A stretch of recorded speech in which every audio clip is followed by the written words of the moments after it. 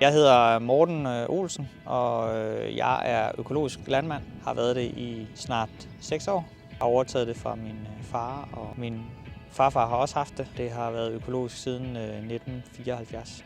Det er nogle af first moverne inden for økologisk landbrug. Det har været økologisk snart i 50 år. Den går faktisk ud fra en hel arbejdsmand i et helt år. Ikke at den skal både kunne det ene og det andet, men den kommer til at køre hele sæsonen af planen, og den går ud fra en medarbejder, som vi ikke har investeret i her på gården. Jeg bruger den til rødbeder, fordi det er en af vores største såede afgrøder, og det er hovedsageligt, fordi at det der med at rense det så tit, og så det er tidskrævende, at vi skal igennem 3, 4, 5 gange efter, og vi skal 3 gange igennem inden at vi sår. Det er meget tidskrævende arbejde, og når den også kan køre uden for 7,5 times arbejdsdag, jamen så gør den det jo rigtig godt.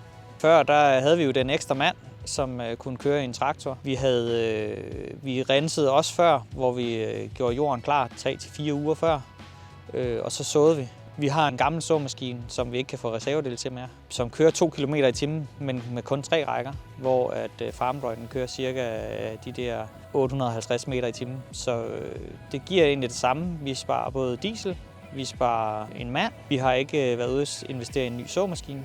Vi har ikke været ude at investere i en ny renser.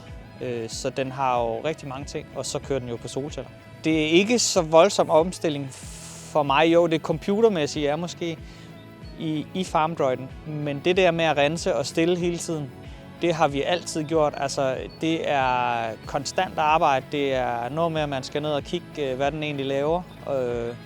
Så det har vi været vant til hele tiden, at vi skal stille på redskaberne. Mange gange tager det måske en hel time at stille på redskabet, før det kører optimalt. Nu har vi ikke nået så langt i rødbederne endnu, så der er jo rigtig meget at lære endnu.